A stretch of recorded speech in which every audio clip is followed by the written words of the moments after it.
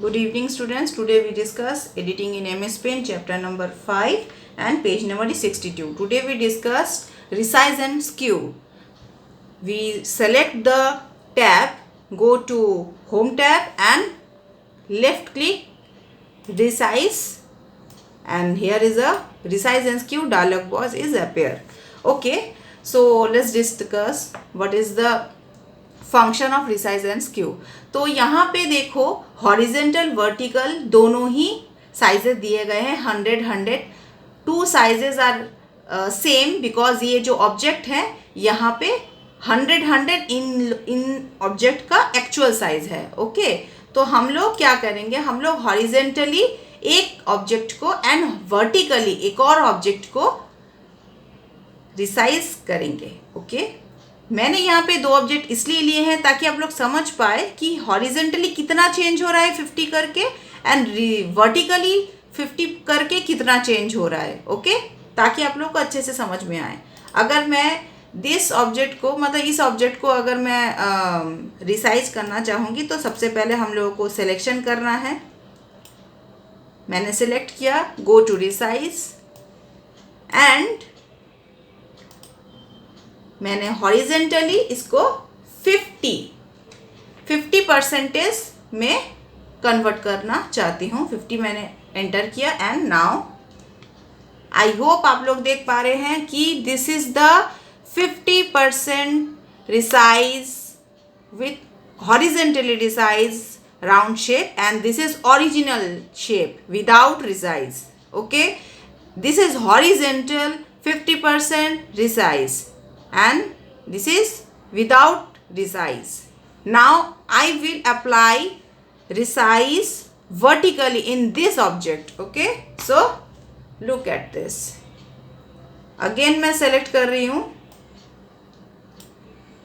go to resize tab, one box is appear and vertically में जाके मैं 50 number को पुट कर रही हूँ. Okay, now show this is the vertically 50% resize round shape.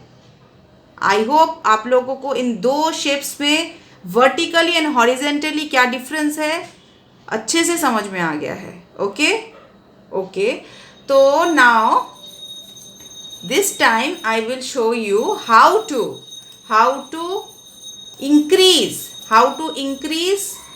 the object with resize. Okay, तो हम लोग फिर से एक और टैब ले लेते हैं, एक और शेप ले लेते हैं. Okay, fill with color, any of the color.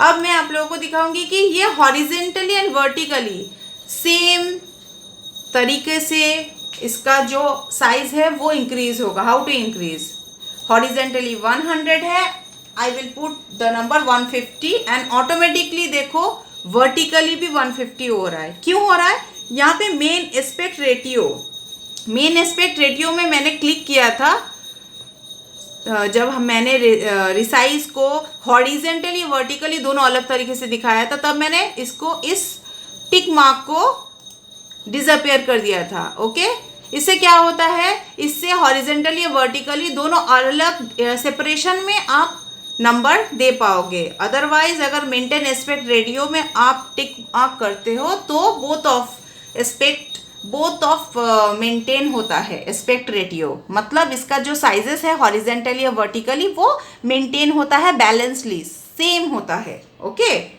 तो 150 मैंने बोथ ऑफ दिया है and okay, this is the 150 and 150, horizontally 150 and vertically 150, both are same in this round shape. Okay, this is the increase resize.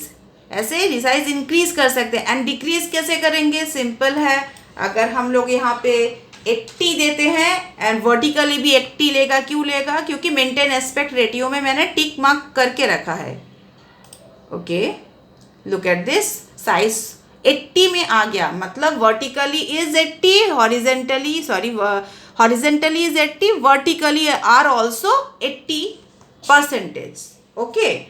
Hope you all are understood what we have discussed today in this class. If you have any doubt and query, please ask me. Thank you.